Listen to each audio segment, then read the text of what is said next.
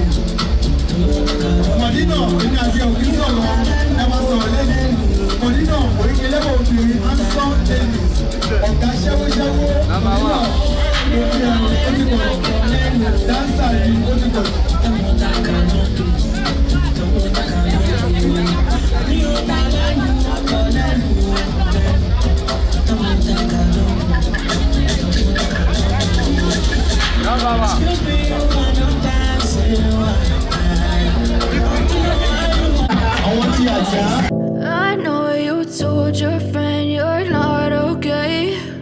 And tell me what's wrong and why you never said you felt that way. And guess you're trying to stay strong and fake a smile until I look away. But I've known you too long, it hurts to watch your blue eyes fade to gray as you fade away. As you fade away. Yeah, I'm about to fade away, cause every time I wake up I feel like it's Monday. Something's going wrong with all the chemicals up in my brain. All of a sudden I don't look at anything the same way. Gotta build up of my thoughts sitting in an ashtray. I'm sorry that I'm so inconvenient, okay. Just let me be me and I'll stay out of your way. I can see the way you look at me, I'm such a disgrace. I never really asked to be brought into this place. You wanna love me? Well then baby have a taste. All the highs and the lows, no you'll never be the same. I don't really wanna hurt you but I can't control the pain. If you're sticking by my side maybe we could be okay. Okay, maybe you could be the change I need today. I promise that I've never felt this way. I really hope that you will choose to stay through all the pain. I know you told your friend you're not okay. And tell me what's wrong and why you never said you felt that way. And guess you're trying to stay strong and fake a smile until I look away. But I've known you too long, it hurts to watch your blue eyes fade to gray as you fade away. As you fade away. As you fade away. As you fade away.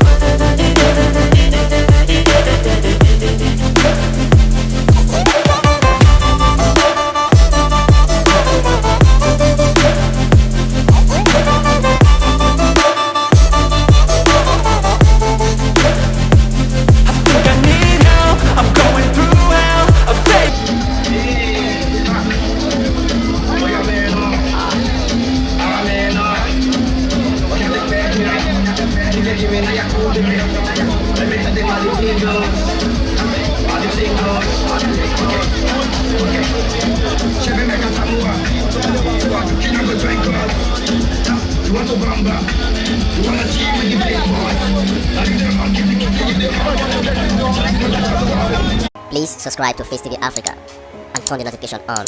Face TV Africa, ẹ jọ̀ọ́ ẹ subscribe, hete. Face TV